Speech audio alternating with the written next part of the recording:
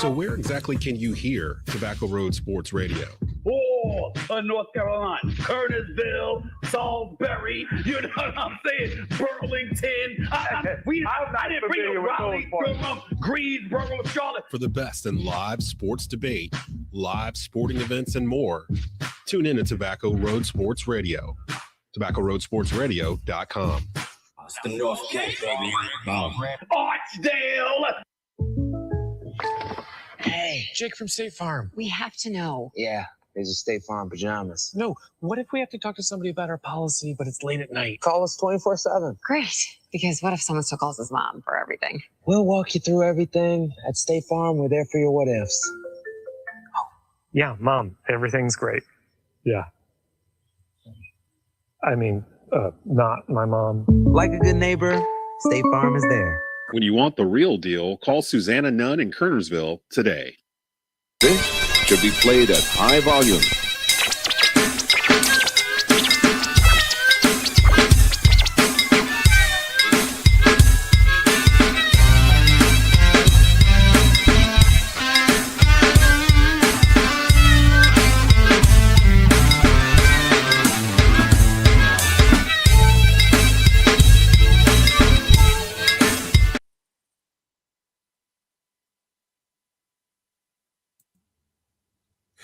Hey, everybody. Welcome to Carolina Times with me. That's right, Jeffrey Griffin. Time for episode 2 on Tobacco Road Sports Radio. Happy Wednesday. Oh, my gracious. Can you believe the month of July is just about over? Today is the 29th. You know, we only got 2 more days, and then we're on to August. All of a sudden, it's going to be time for apple spice, pumpkin spice, everything, and fall colors, and we'll be talking about scary stuff before you know it. So the big news all around the Piedmont Triad today is there's been a water main break. If it has not affected you, it's affected somebody that you know. Now, people that are smarter than me, and that's a long list of folks, have said there's a 24-inch pipe, 2 feet diameter, and that's a lot of water. It has effectively impacted more than half the city of Winston-Salem. And so a lot of folks are without water. Everybody in the Winston-Salem area has been advised to boil water for the foreseeable future, even if you have water, because there could be some backup and all that sort of stuff, and you don't want to get sick and bacteria. And crews are on the scene. They're working. There is no estimate on a repair when that'll be executed, fully executed, and all that. So I guess the big question is, does your employer love you enough to let you go home when there's no water at the office? It's hard times out here, man. I'm in Kernersville, like right behind the post office. No water. We have no water. I've seen a water truck. I've heard, Desmond, from a few people today who have already said, we have no water at the office. And I said, so you're home? They said, no. I said, you can't expect people to be at work with no running water. And sure enough, so the restaurants are closed. Yeah, most of the restaurants, because I just came back from being outside for a little bit. Most of the restaurants are closed, but they have to be. You'd have to. You can't wash hands. You can't make anything. You can't wash hands. Like a no-brainer. Now, I do know, I'm not sure about the courts, but the administrative offices, the sheriff's office, the detention center in downtown Winston-Salem, well, they don't get to close. You know, it's kind of like being in the hospital. But they are closed to visitors because they have no water. Like they got more to deal with at the detention center. So, and it's funny, I was totally clueless. I just going merrily about my way and started getting text messages and phone calls and all that. Do you have water? I said, well, yeah. So we are fortunate and blessed in that regard and all that. But a lot of folks in the Piedmont Triad, Winston-Salem area do not have water today. So please be patient. Please be kind. It's going to juggle a lot of schedules and all that kind of stuff. So just be gracious. Okay. Extend some grace, and let's hope that all these repair folks can be on the scene and get done what needs to be done sooner than later. So there you go. What does that mean for us? Well, we had some stuff that we were going to talk about today. We were going to introduce a new segment called Road Trip, and we're going to do that every Wednesday. It's how we'll kick off the big show at 1 p.m. We are going to head to a destination in North Carolina. And for some of these destinations, you'll be familiar with them. We're going to visit the zoo. We're going to visit the USS North Carolina. We're going to visit Biltmore House. So, the big ones. And also some of the smaller, lesser-known destinations. And we'll find out exactly what you can expect when you get there, how you're going to spend your day, what are they open, why are they even in business? A lot of these places and these folks, you go, they're great and they have fabulous stories, but we've never heard of this, and we've lived here all our lives. So we were going to kick off Road Trip with one of our besties. She's a great lady, the executive director of Korners Folly, right here in the heart of the Piedmont Triad in Kornersville. Show of hands, who here has been to Korners Folly? Anybody all around? No, yes, all around and everything and all that.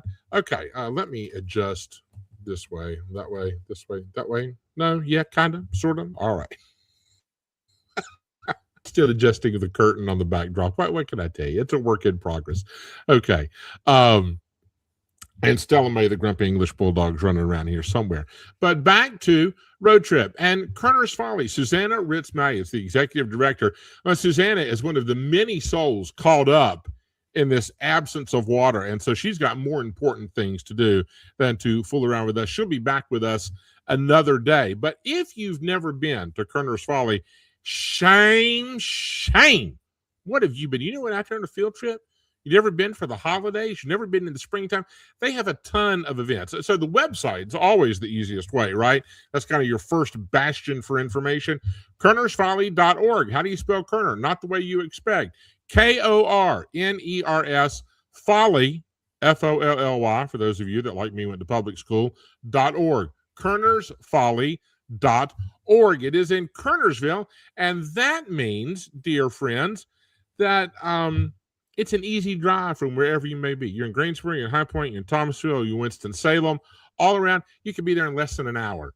Okay, so all directions. And if you're coming from further west, Asheville way, if you're coming from further east, Wilmington way, come on. There's lots of great food within a stone. So really, you could park at Korners Folly and be at several restaurants. There's a great pretzel place out just right down the road from there. And Kernersville it's the quintessential small town next to the big town, kind of big life. So let me give you some of the vital stuff about Korners Folly. When do you want to visit? They're open Tuesday through Saturday, 10 a.m. to 4 p.m. They're open Sundays, 12 to 4. Give yourself enough time. These are self-guided tours, okay? It is not handicap accessible. So if you walk with a cane or a walker, maybe we need to find something else for you to do. Certainly a wheelchair, you'll be limited. Now, tickets are $14 for adults, children $7, children 6 and under are free. You start at the visitor center. Let me read this to you because I think their words are much more appropriate than mine would be. Constructed in 1880, Korners Folly was the home of Jules Korner, an artist and designer who created the structure to showcase his work. There are 22 rooms, 7 levels, 15 fireplaces, and the first private little theater in the United States of America. It's an architectural treasure, a whimsical trip to the heyday of Victorian North Carolina. We don't think about North Carolina having a role in Victorian society, right? You just kind of think of the sandhills down east and pioneers, or kind of our version, a Carolina version of a pioneer, a little bit to the west. You have the tobacco industry consuming the middle of the state. We've always been big in education, always been big in healthcare and research and that kind of thing. But what about Victorian life? Well, we have a chapter in that novel as well. The John and Bobby Wolfe Visitor Center is the new home for the Korners Folly Foundation. There's an orientation theater, a gift shop. There are rotating exhibits in the lobby, and they have all kinds. And I'll get to some of these events I want to share with you just to give you a taste. And by the way, Korners Folly is closed today because of the lack of water. So in 1878, Jules Korner began construction on what would ultimately be the landmark that we're talking about. He was an interior and furniture designer, a decorator, a painter, Renaissance man, right? He wanted to use his new home. He called it Korners Folly to showcase his design work, kind of a showroom, a living showroom for his clients. He filled it with furniture. It was a living catalog for the world. He didn't have the internet, but people would come by and say, can you do this? And he would show them, well, I've got this and they would strike a deal. So Korners Folly began to take shape. It's a unique design. It was constantly under renovation to make way for new ideas. Don't you wish more people did that upon occasion? No two doorways and windows are exactly alike. There are 15 fireplaces. The ceiling heights range from 5.5 feet, 5.5 feet. That makes some of you feel tall, to as soaring as 25 feet. There are pivoting windows. There are other interior openings. It's got a unique air distribution system. There are cubby holes and trap doors, child-sized rooms, airy and elegant reception room. A former stable was renovated into the library and the sewing room. The Cupid's Park Theater is on the top level. Again, the first small private theater in America. The Korner family, there's lots of ongoing restoration and preservation, decorative arts and furnishings, and some of the events and programs. Let me just lay these on you. So if you can't go, right? If you can't go this summer, school's getting ready to start. People are kind of getting in the fall groove of things, back to a routine.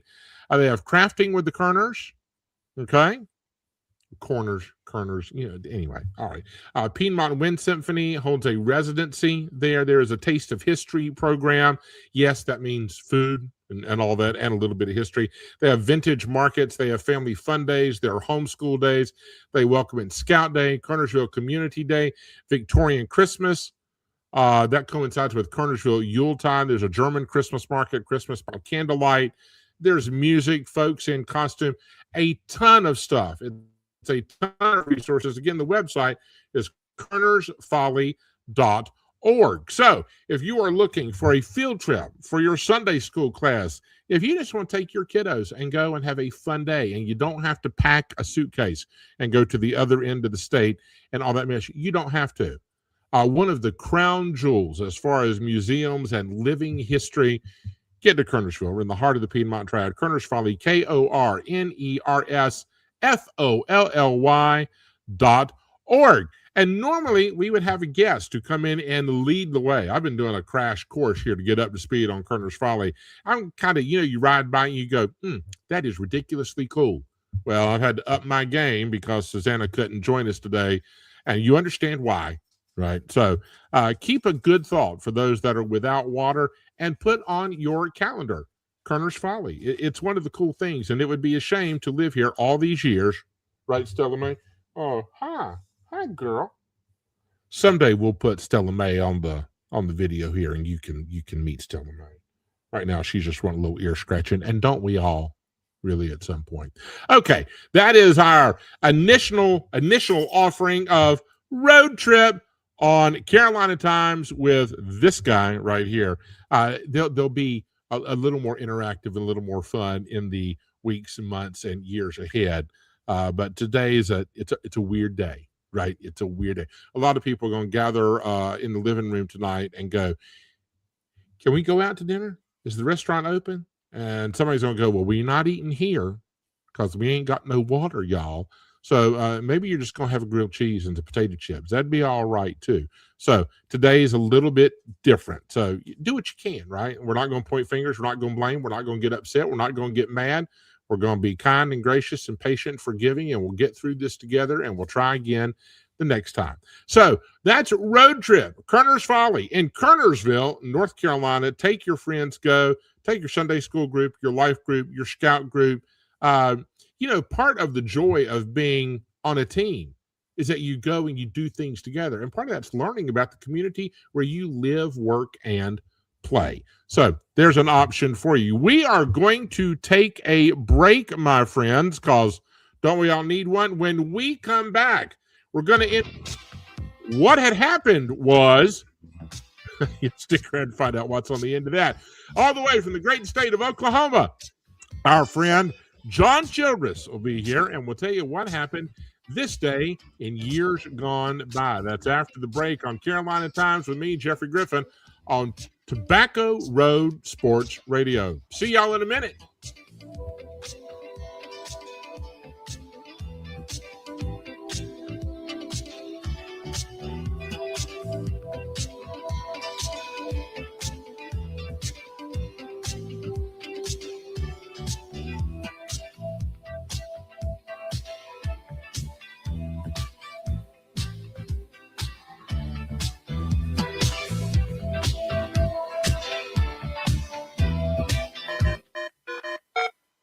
Kernersville, it's game on. Your new home for cold beer, killer food, and every game that matters. Check out the menu with everything from Wagyu burgers to loaded hot dogs, crispy buffalo wings, and signature sauces. Take in every NFL, NBA, college, and primetime sports matchup on massive screens, plus cornhole, DJ parties, karaoke nights, and a huge selection of arcade games. Bring your crew, bring your A-game, bring your hunger. Game On Brew Pub, 727 East Mountain Street in Kernersville.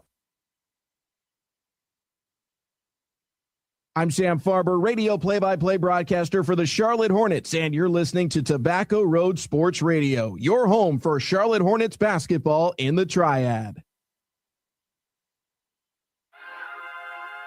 Hey, Triad, got plumbing problems? Call the pros at Cardinal Plumbing and Drain Services. Clogged drain? No hot water?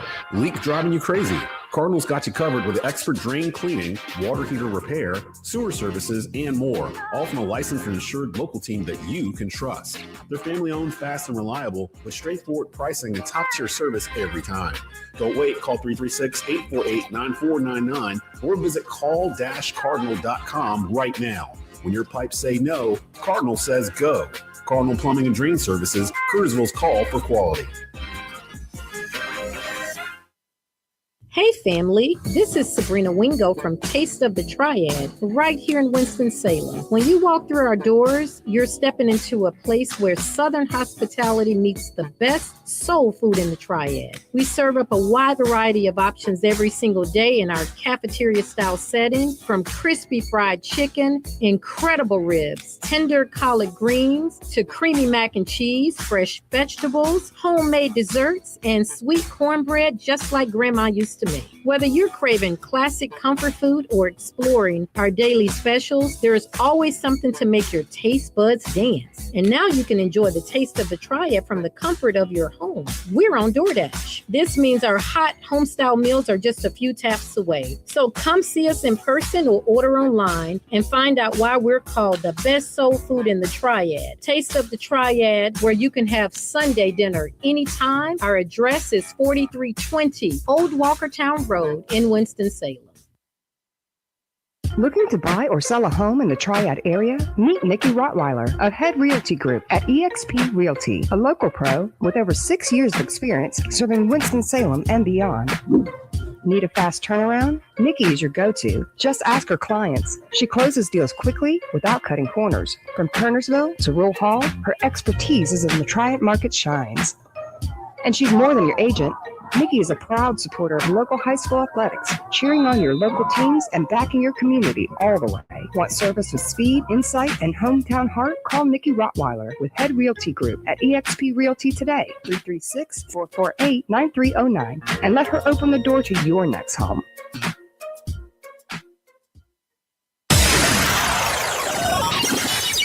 You are locked into Tobacco Road Sports Radio, your home for Triad Sports.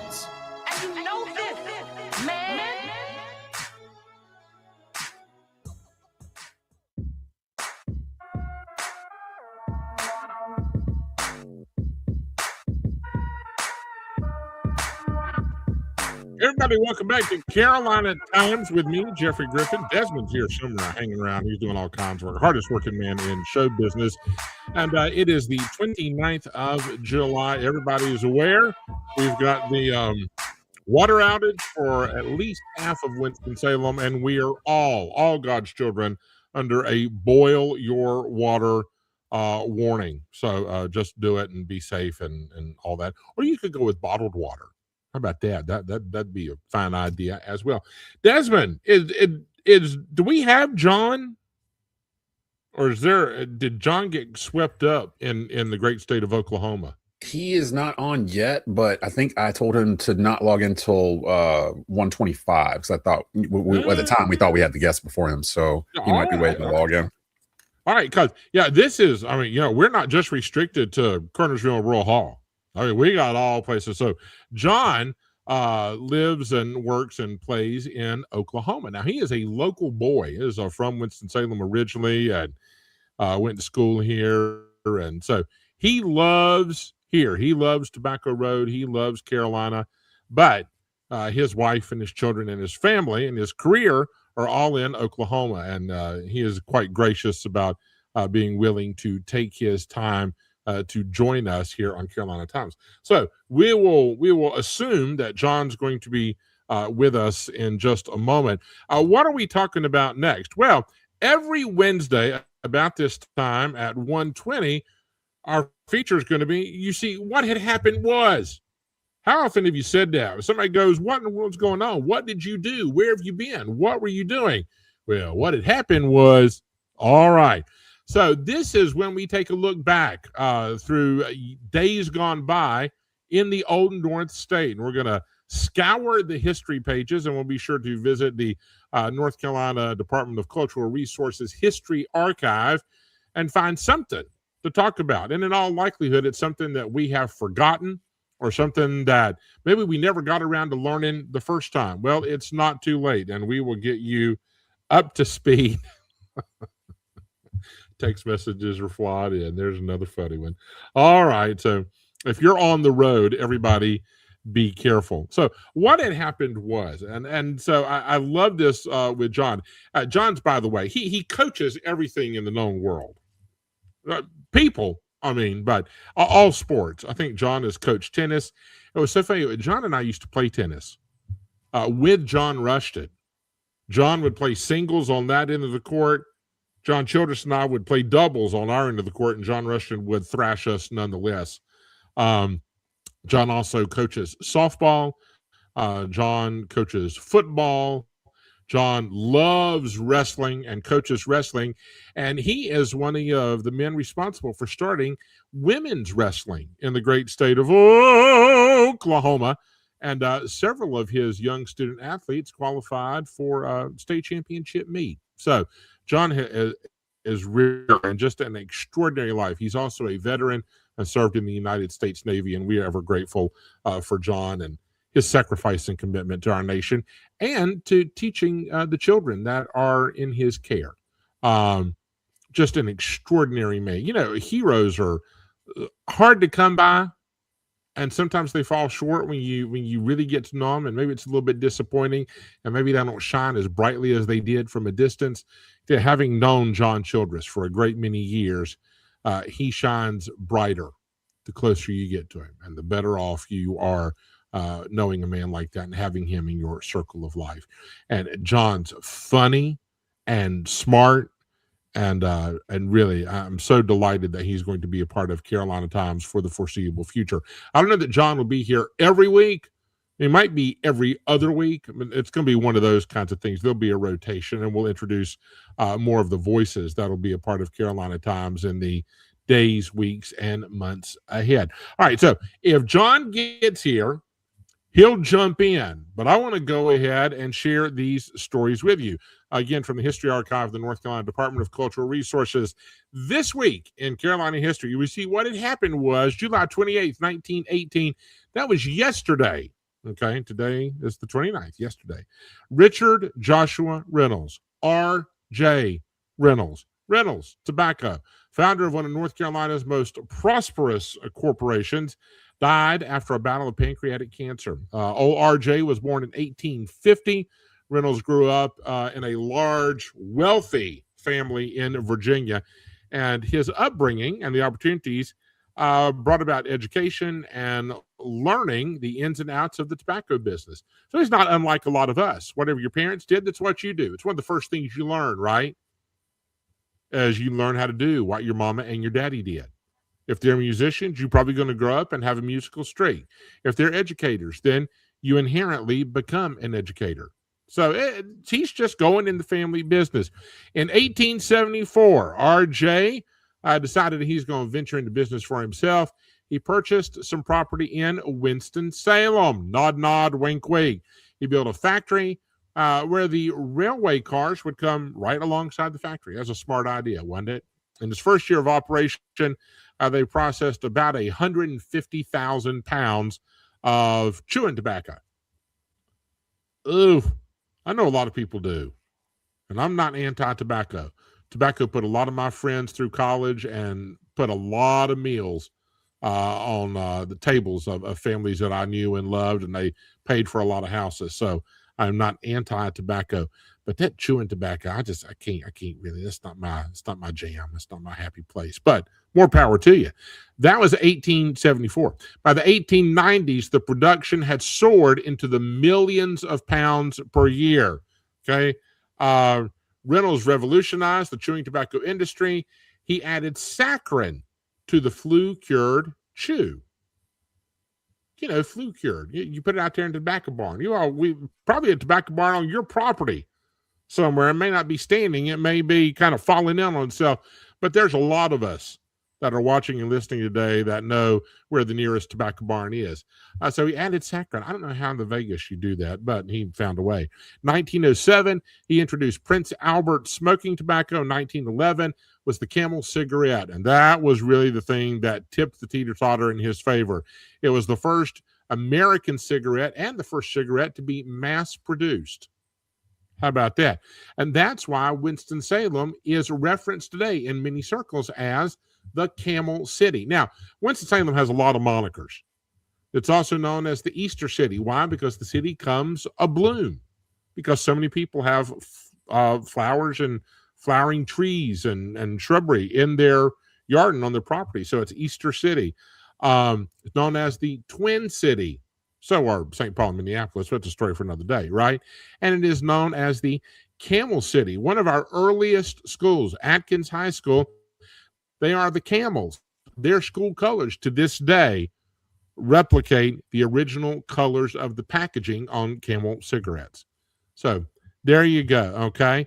The Reynolds brands and products were driving forces in the tobacco industry. Reynolds amassed great wealth and found philanthropic ways to share it. And to this day, his descendants and those that work foundations are in the family companies, they continue to give and to support ongoing charitable efforts, education, healthcare, to fight the fight on poverty. If pretty much anything good, worthwhile, redemptive, and uplifting has happened in Winston-Salem, it's probably had the Reynolds name attached somewhere along the way. Now, of course, it is Reynolds American. Okay, I know it's the way industry and business go. But if you've never been to Reynolda House, there's Reynolds High School, there's Reynolds Auditorium, there's the Kate B. Reynolds Charitable Trust. There's so many. Z. Smith Reynolds Library on the campus of Wake Forest University, Smith Reynolds Airport, Smith Reynolds. It goes on and on and on and on. So today we pause to remember the death of R.J. Reynolds. In downtown Winston-Salem, there's actually a statue of R.J. sitting on a horse, looking over the property to where he would build the first factory and all of that. So, and of course, our friendly competitors to the north, Philip Morris. Philip Morris is now, as I understand it, the biggest tobacco company in America. But for a great many years, it was Reynolds Tobacco. And the biggest tobacco cigarette factory in the world was up in Vacaville. Where else should it be, right? In Vacaville, North Carolina. All right, so what had happened was that Richard Joshua Reynolds passed away in 1918 on July 28th. What else do we find a little more recently? Oh my gosh, I remember this. Woo! All right, July 28th, same day, but 1995.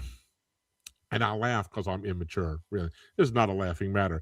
Forsyth County Superior Court Judge William Wood ruled against attorneys for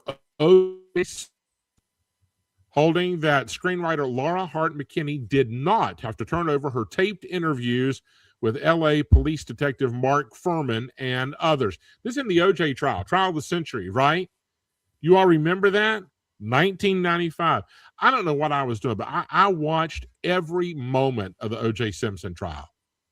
Every moment of it. I watched it in the morning. I watched it when it happened. I watched it that evening, the recaps. I was all in. I felt quite strongly about that trial too. Maybe we'll get to that another day. So, oh my gosh. All right. Professor McKinney, Laura Hart McKinney, she was at the School of the Arts, UNCSA.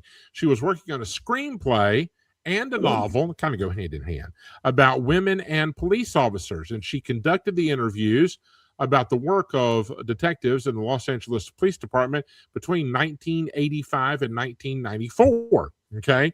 She had about 13 hours of tapes that she had recorded with Detective Mark Furman. Now, supposedly in those tapes, Furman repeatedly used racial slurs and made remarks about police brutality. He also shared stories about planting evidence and harassing female officers. I mean, Mark Furman just put his feet all in the deep end. He couldn't get out of it. Hey, look who's here. Is that John Childress? It is indeed. I'm so sorry. I'm trying to do this. You know, it was easy on a phone call, just me and 27 kids. Well, I said all kinds of nice things about you. I'm not going to repeat it, though. Okay, that'll work. You know what's funny is I was trying to get in when you were talking about rentals. Like I caught all the rental stuff, and I'm like, okay, why is it not here? What am I doing wrong? And obviously, I'm doing something wrong. What now? What gen are we? We're Gen X, right? Yes, we are. We're Gen X.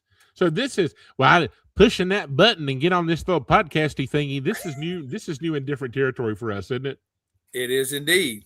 Normally, if you got to say something, you pick up the phone and you call them and you say what you have to say, right?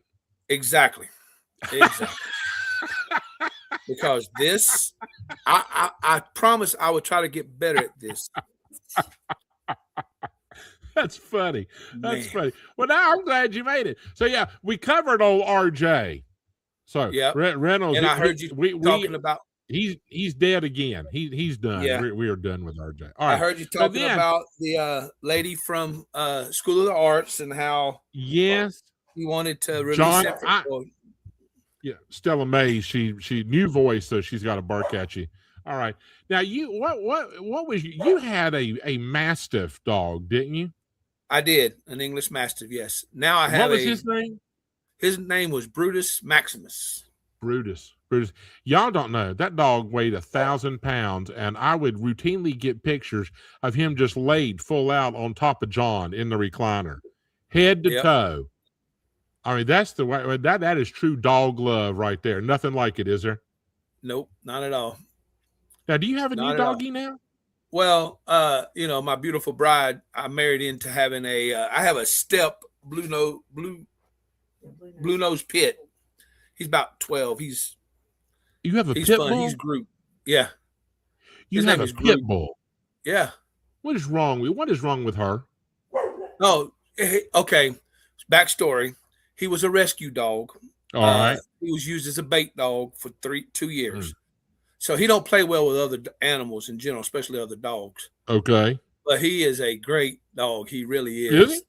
Yeah. Now, he's not as smart as Brutus was, but, Well, I told you, Stella, she has magical powers because she barks at invisible people. Stella will run through the house. Yeah, Stella was fun when she and I met.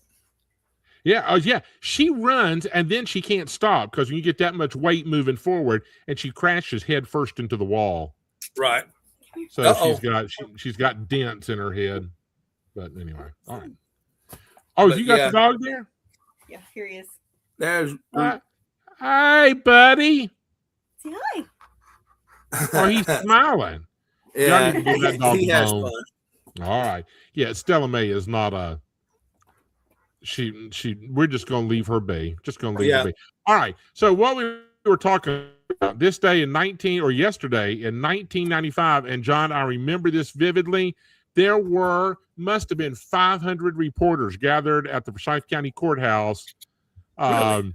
F. Lee Bailey was here. I mean, they were all here. Wow. Yes.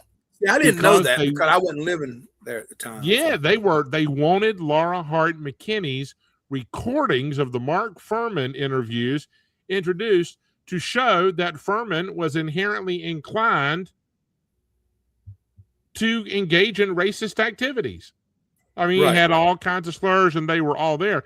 Now, the ruling went against them. They were not allowed to enter. She did not have to turn over those tapes, but Simpson's defense team would appeal that, and they would eventually win that appeal. Yeah, that's what I read. And see, it was funny because I like to do research, but I didn't know about this until I started looking it up when you sent me the subject matter. I was like, that's neat. I did not.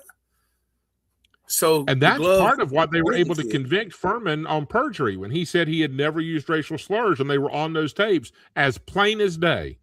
Yeah, exactly. And it was funny because thinking back, if you think back to where the national news, that you could tell, I remember something when they got a hold of it about tapes have surfaced about Furman using racial slurs. Mm-hmm. And that's funny because thinking back after I started looking at all this, it started tying together. I'm like, huh. I did not know the young lady was from School of the Arts there. Yeah, now, the one thing that I've always been curious about, if you're just out in L.A. and you're doing the trial of the century, right, and you're at OJ and you're on national news, world news every morning, every night, every time you go to the grocery store and all that, how do you just arbitrarily come upon the notion that a professor at an arts conservatory in North Carolina might have tape recordings of Mark Furman saying incendiary things? I mean, didn't somebody have to tell? Like, you wouldn't just magically come up with that on your own. No, I don't see where you could just come up with that. I mean, that's like throwing a rock in the, water in the ocean. How do you come up with something like that? You just right. So, and I don't know. Did she reach out to the attorneys? Did one of her friends, somebody on that inner circle had to know? Well, now we know it's called the $1 Million Dream Team. Money that's talks. Right. So you better believe it. And somebody knew it. And boy, they found out. And yes, I mean, Winston-Salem, downtown Winston-Salem, they had to block off roads. Really? Because of the media frenzy, because everything that had happened in California with OJ was put on delay. They took a recess, and the Dream Team came to North Carolina, and that entire media entourage circus followed them to downtown Winston. That's crazy. That is insane. I think everybody was here except OJ. Well, OJ was, yeah. He was jumping bags and everything else. I don't know if Chris Darden and Marsha Harden, I don't know if they were here for that or not. I think they may have just left that to McKinney's attorneys and then OJ's attorneys. But the Dream Team lost initially, but then they would win. But I think by the time they won on the appeal, OJ had already been found not guilty. Right. Well, and yeah, I believe so, because they didn't go after Furman until afterwards. So, yeah, how can you? I mean, come on, you're a detective. You have to know that when you're doing a formal interview, it's like when you tell somebody when you're arrested, anything you say can be held against you. You would expect a police officer to know better, wouldn't you? Yeah. Well, what amazes, the crazy part about that is what kind of egotistical, narcissistic human being would have to be able to say that without the idea that could get out to someone. You and I may have conversations in private, but there's no way in the world I'm going to put it in the text message on this or anything else. You would just go, Mark, I mean, you'd have to, if you were friends with Mark Furman, at some point, wouldn't you have to go, what is wrong with you? Right. Or even if you're the person, now you've done interviews and stuff with, you a big wig and all, but here's the reality. Yes. Wouldn't you just sit there and you're drinking coffee, having a conversation, Mike? Man, listen, do you know what you just said? Because it's on this film back here. Have you lost your mind? Right. I mean, what makes you think you say something like that in front of me? If he had said that, my first concern, well, there's a kid wandering around somewhere. My first concern would have been, I'm gonna get fired. I'm gonna lose my job because I can't say that. No, that exactly. And I'm like, wow. Hey, they do things different out there on the left coast now. I know they do. But that was, no matter how you feel, whether you agree with his innocence, whether you stand by his presumed guilt, whatever it may be, it was one of the most entertaining trials in history. Oh, without a doubt. Hey, I want a white Bronco. I'm just saying. I will not share this story on air. I do not share the story in public whatsoever. But the night of the white Bronco chase, right, with Al Cowlings behind the wheel and OJ in the back seat, it was Clay Farrington. Okay. And I were out having an adventure. I'll just leave it at that night. Okay. And that's fun.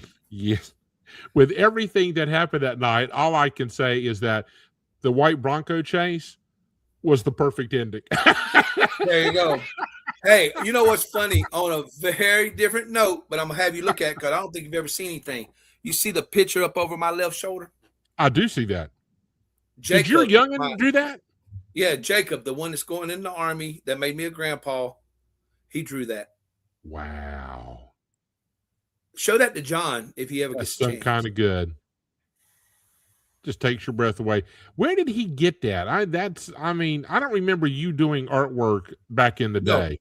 No, not at all. And I don't know if his mom was much of an artist either.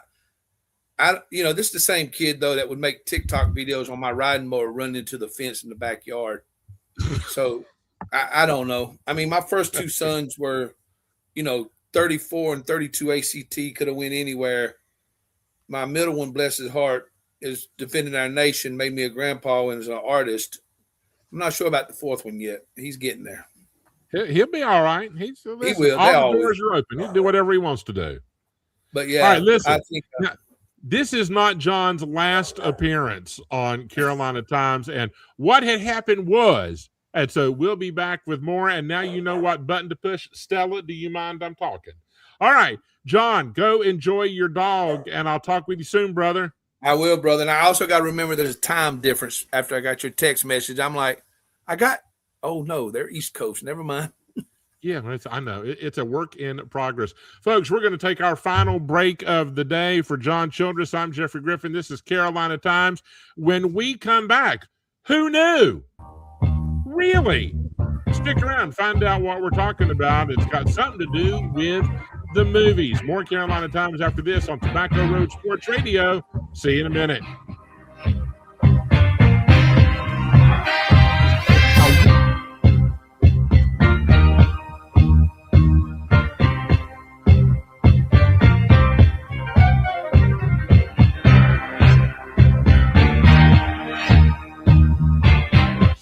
Welcome to Bobo's Deli and Grill in Winston-Salem, now featuring our brand new patio. Come enjoy the game day vibe or a relaxing meal outside on our newly renovated patio. At Bobo's, we serve more than just great food, we serve our neighbors. Quick, friendly service every time. And with football here, try our event catering. Whether it's game day, school events, or family celebrations, Bobo caters to any size group. Bobo's Deli and Grill, 3478 Robin Hood Road in Winston-Salem.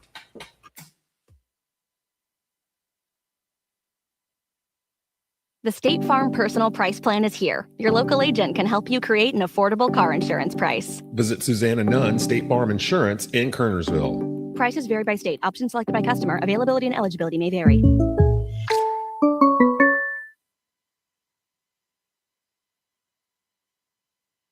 It's the high school football game of the week. Listen, man, tonight is the night to make a name for yourself. Not one, but two of the best games in the Triad every Friday. All comes down to today. Catch the action on WTOB 980 AM and 96.7 FM. Or tune in to our second game on WCOG 1320 AM. Both games powered by TobaccoRoadSportsRadio.com, your home for Triad Sports.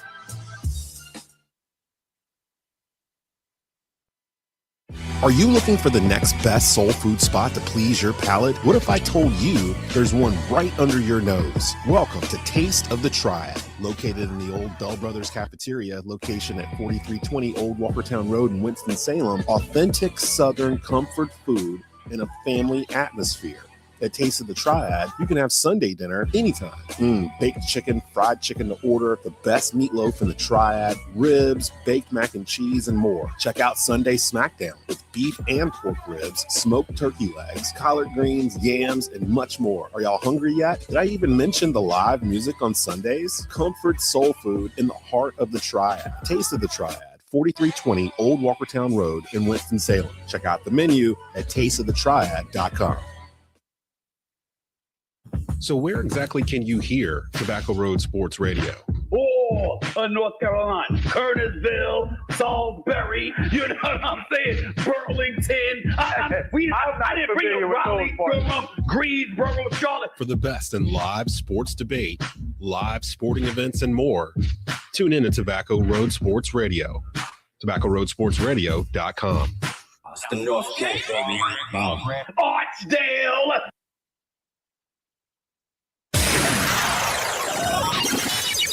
You are locked into Tobacco Road Sports Radio, your home for Triad Sports. You know this, man.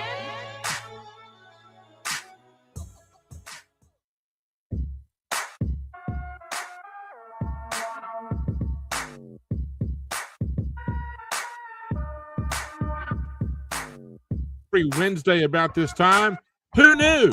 A conversation with a couple friends who we'll introduce later, but stuff that maybe you didn't know, or maybe stuff you did know. I don't know if you're just showing off being smart, but that's what we're going to do every Wednesday about this time.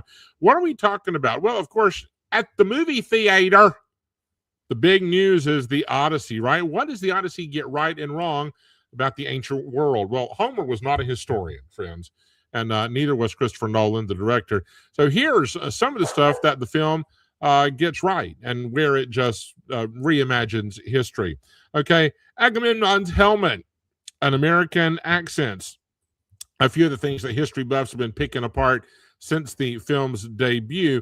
But, you know, when you are doing a historical myth kind of thing, accuracy isn't always at the top of the charts. So the Odyssey began as an oral tradition. So just telling stories, right? Passed down from generation to generation. It was told to preserve the hero's journey at its heart. It was not ever intended to be a textbook. So what do they get right? What do they get wrong? Let's talk about helmets and armor. Agamemnon's suspiciously synthetic-looking helmet drew comparisons to Batman's mask. Now, the remaining Trojan War heroes were outfitted in the traditional leather gladiator stuff, right? Steel swords. That got past all the fashion police, because if you travel back to Greece, 1200 BC, it's a very different look. Late Bronze Age soldiers went to war in bronze-plated armor and leather caps, lined with rows of tusk from boars. Okay. Now, those caps are actually described in the Iliad, right? But steel swords and leather battle apparel were several centuries down the road. So that's all a Hollywood fictitious interpretation. Now, as historians point out, Homer's poems contain a mix of real Bronze Age accuracy and Iron Age gear, which is when he was living. So even Homer was doing this. He takes what he likes from all eras and put it together and make the story. What about hostility versus hospitality? Okay, so you have Zeus's Law. Now, Zeus's Law is more from the director, Christopher Nolan, than it is from Zeus. It was a sacred code. Most were to offer food and shelter to travelers, no questions, no compensation, to ensure basic survival, because there weren't any hotels. Tom Bodett was not at the Motel 6 with the light on for you. Nolan's version, however, is more along Jesus, treat others as you would wish to be treated, golden rule kind of thing. It's a Hollywood version of hospitality. They don't evict suitors. Odysseus tells his crew to get cozy in the cave with Cyclops and all that. It's an abstract meaning. Odysseus blames his own Trojan horse trick for breaking Zeus' law. And it kind of frames the gift as a sin that shattered the social contract of the ancient world. So, again, you can take that for what it's worth. What else have we got here? Oh, the boats, the ships. Edessa's fleet features long wooden vessels that look like they could be ancient Greek. However, they are actually Viking longships that are 1,000 years too early. Okay. They were around 90 feet. The actual boats that they used were about 90 feet long and propelled by 50 rowers, they said. So Nolan wanted to do it real. It's a real boat. They filmed actually in the boat. It was not computer-generated content. He borrowed a Viking longship and the crew. That's who you see in the movie. They were out in open water with the swells. Several of the performers talked about being scared they were going to fall out and drown and all that. They did not film that on the soundstage, nor in the docks, nor anything. It was real boat, real actors, real ocean. So get after it. So Nolan's all in it to win it, right? I mean, the man is widely regarded for his authenticity, even though there's been some dramatic interpretation. And one more for you. Tom Holland says, "My dad is coming home." Well, that's kind of like a bat signal, right? For armchair experts. Ancient Greeks obviously didn't speak English, have their own monikers for mom and dad, alongside the formal pater, father. Greeks used diminutives like papa and tata, which stood for daddy, right? And so they call it dadgate among moviegoers. The line was not ancient Greek. It was not pretended to be ancient Greek, but the emotional meaning was timeless. So there's some of the back and forth from the Odyssey, and just don't get caught up in the details. Really go enjoy the story. It's an adventure. Get some extra butter on your popcorn. Go by the dollar store and get your chocolate-covered raisins and get to the movie and go have a good time. How about that? All right, my friends, that's going to do it for Carolina Times on Wednesday, July 29th.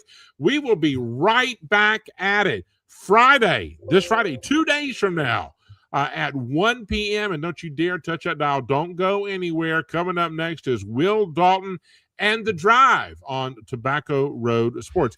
And of course, you can find us at Tobacco Road Sports Radio on the website. You can also find us on YouTube. We're all over social media as well. So thanks for being here. Thanks for joining the conversation. Tell your friends. Will Dalton and The Drive is up next. And for Desmond Johnson and John Childress and everybody, thanks for being here. I will see you Friday at 1 p.m. And don't forget to boil your water. I got to go. Stella May's hollering. Have a great Wednesday. Next time, take care. Carolina Times with Jeffrey Griffin. Bye.